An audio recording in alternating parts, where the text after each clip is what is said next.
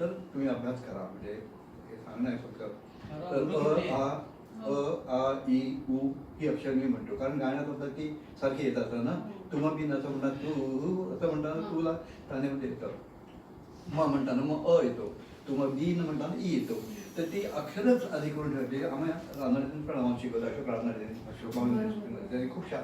सगळ्या माझ्या गुरुने वेगवेगळे छान छान शिकवलं. अभिषेकने वेगळं, दस्तुराने वेगळं शिकवलं, स्वरांचे बारकावे शिकवले. तर हे सगळं छान छान प्रत्येक गुरुकडे, तुमच्याकडे पण प्रत्येकाकडे काय ते वेगळं असतं. दोन सरांच्याकडे केवढं, मी त्यांचा नंद किती वेळ तरी ऐकतो कडे. नंद मला खूप आवडला. आज ते त्या मनाने काहीच नाही काय त्यांना युट्यूबवरचं बाय ऐका ते वातावरण वेगळं असतं. दोन तंबोरे वगैरे असतात त्यांच्या छान गायचं नंतर. म्हणजे ते माझे शिष्य आहेत, त्यामुळे मी त्याला गुरुस्थानी थोडंसं चांगलं त्यांच्याकडे आणि खूप चांगलं आहे. म्हणजे त्यात कमीपणा वाटायचा काही प्रश्न नाही ना, काय गुरु शिकतो. आणि तर ही अक्षर म्हणतो मी अ आ ई उ ही. त्याच्यानंतर मग मी त्या अला आपल्या तानेमध्ये हवं असतं आपल्याला. आपण सरी सारी सारी हे पण आणखी काय गोष्टी आहेत. सारी सारी करी गेली, सारी सारी कर मग घरी गेली सारखं. तो एक आम्हाला 5 स्वरांचा अभिषेकीने शिर्या शिकवत, सारखे मग वगैरे सारखे मग वगैरे. मग आपलं तानं होतात. आपण प्रत्येक जण मोठा होऊ शकतो, पण आपण तेवढं त्याला सॅक्रिफाईस करत नाही गाण्यासाठी. तेवढंच आहे. पण आपला उद्देश ते नसतं. आपलं नोकरी चांगली करायची, चांगली डिग्री घ्यायची हे असतं. पण ह्या लोकांनी खूप परिश्रम करून झालेत मोठे माणसं सगळे. अभिषेकी पण 18 गुरूंच्याकडे शिकले अभिषेकी, आणि स्वभावाने खूप चांगले होते, खूप चांगले होते. कधी घरी गेलो तुम्ही दादाला शिकायला जाऊ त्यांच्याकडे. एकच वेळा शिकवला जगन्नाथ बुवांचे.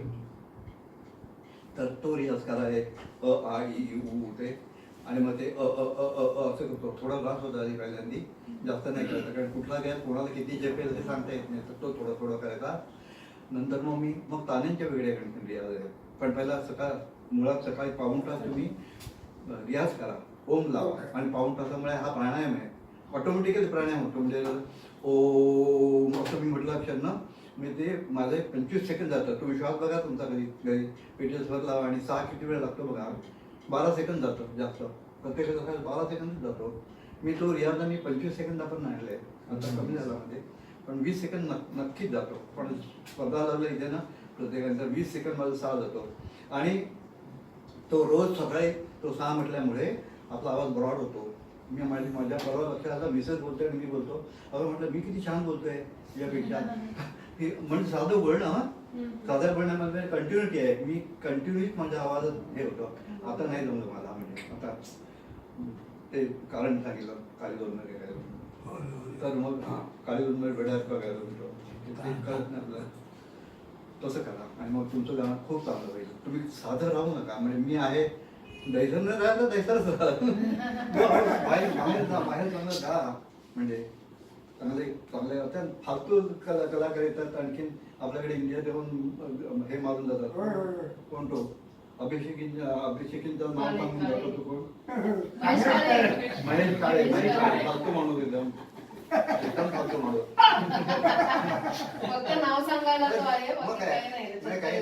आणि काय अभिषेकींचा तो वाईट बोलतो, त्याच्या वाईट बोलता. म्हणजे समोरला खानफार म्हणतो.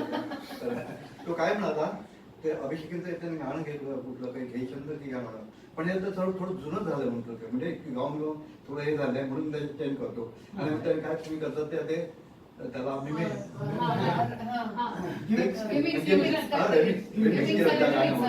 अभिषेकींचे कुठल्या गाणं रिमिक्स करायचं. एक अभिषेकींचा एक स्वर पण लावता येत नाही. तुम्ही एकच सुराच्या छाया आम्ही दोघंही ऐकतो. तू सारखं जेवताना इतर वेळी काय गायलंय, कुठल्या तानाने काय केलं त्यांनी वेळात, काय पावते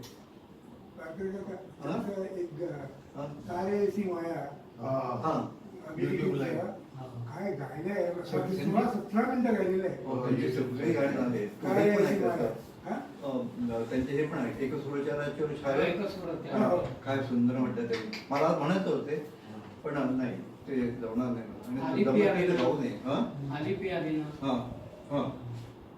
चला खूप